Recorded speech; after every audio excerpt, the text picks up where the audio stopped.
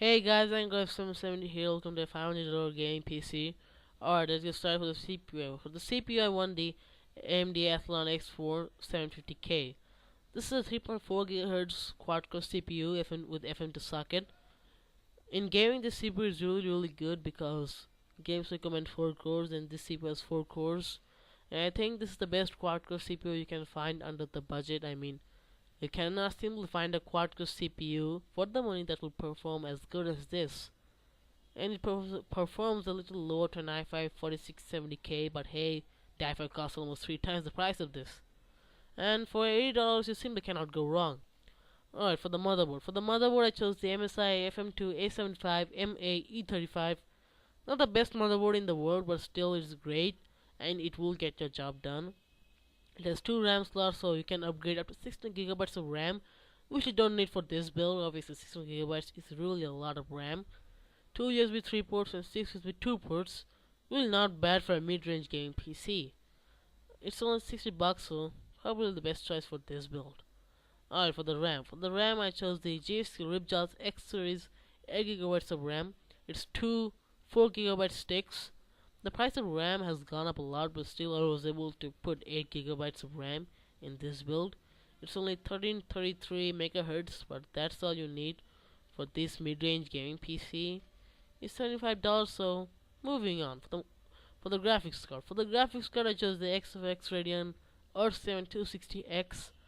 It's a 2GB model, and now I believe this is the replacement of the Radeon 7850. You cannot max out the latest titles at 1080p or 1440p, but you can run the latest titles from medium to ultra settings. For example, you can play Crisis 3 at 1080p from medium to high settings at 30 to 40 FPS, and that is really good for a $140 graphics card. And you can max out games which is 2 to 3 years old like Battlefield 3 and Far Cry 3. Alright, for the hard drive. For the hard drive, I chose the 1TB WD 1TB of hard drive. I was able to choose a 500GB hard drive, but right now on Newegg, a 1TB hard drive and the 500GB cost the same. It is really surprising to find a 1TB of hard drive for $60. So yeah, you can store a lot of things in this hard drive. Obviously, 1TB is a lot of space. So moving on for the power supply. For the power supply, I chose the Corsair CX-430 430-watt power supply. Now this particular power supply will power your whole system without even a single problem, and it's also 80 plus bronze certified, which is good. The CPU consumes 100 watt, but still this will power it without any problem.